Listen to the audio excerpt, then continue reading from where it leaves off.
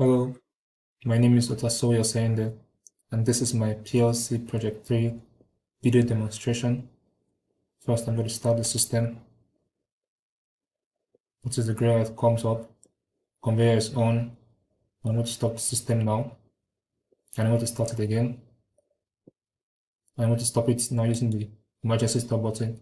Once the emergency stop button is pushed, the fault light comes up for 5 seconds and goes off, as you can see.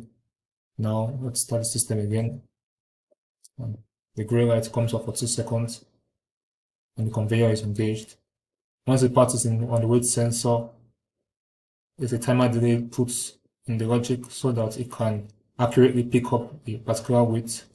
And if the weight is a good weight as set by the tolerance limit here, the solenoid lowers and it picks up the part.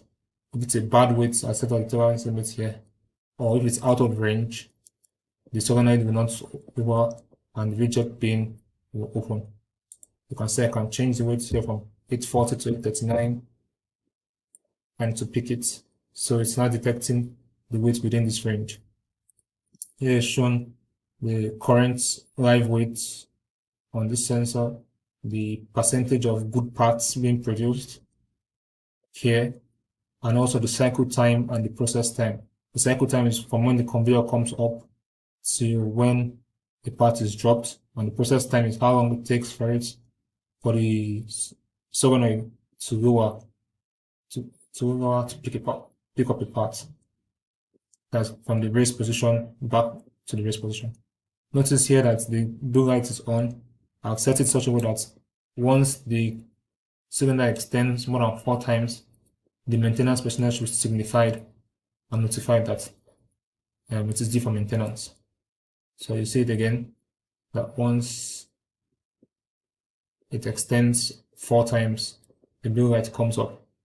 Also, the part counts for the good parts and the rejected parts are also recorded here and displayed on the HMI.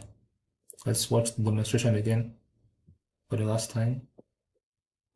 It's a good part yellow light comes up and it picks it up and takes it to the case.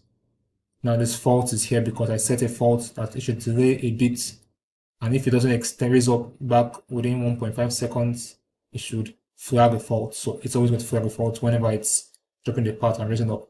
Now it's more than 4 counts, so the blue light is on. To reset that maintenance count, just click here and it resets. Thank you.